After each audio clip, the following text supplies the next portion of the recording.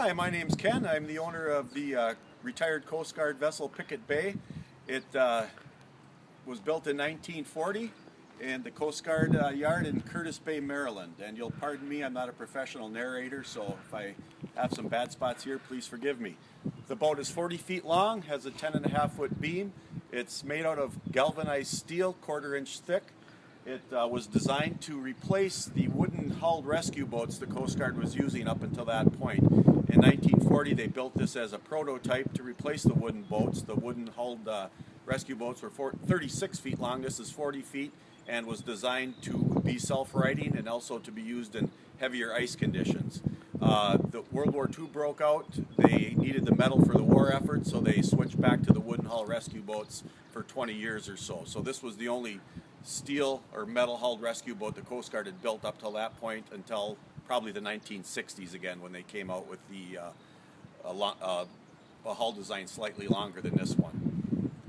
You can look at it. It has a towing mast with the towing lights and deck lights on it. So it is built for towing use. It has a heavier bit you'll see at the aft end later on as we narrate further back.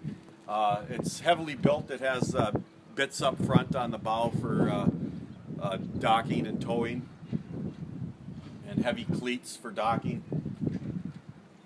There's, on the top of the pilot house, there's a searchlight and the original horn that went with it, and heavy steel handrails. The pilot house is steel. It was added later. It originally had a canvas Dodger.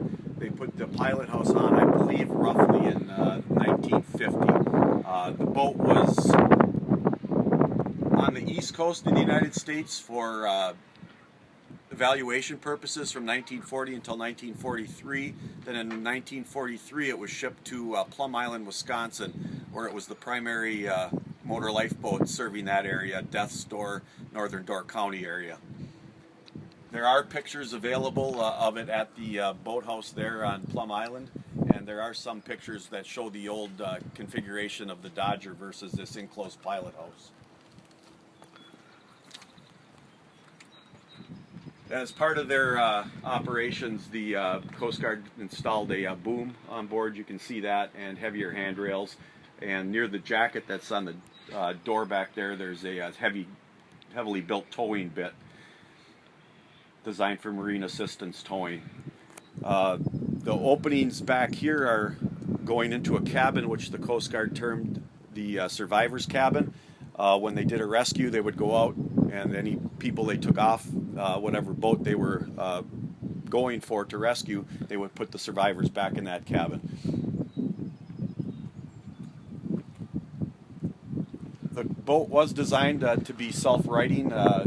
I wouldn't say it's configured to do that any longer, but that was its original purpose, is to be a self-righting rescue boat.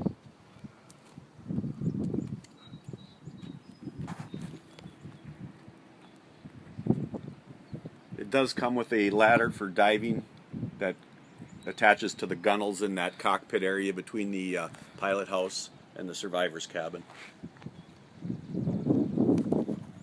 Well, Ken, she's definitely a majestic, beautiful boat, and with the history behind it is just amazing. Anything else you'd like to show us? No, that's it, I think. Unless there's something on board you want to see, but you got pictures of it already, so I think that pretty well does it. Well, thank you, Ken.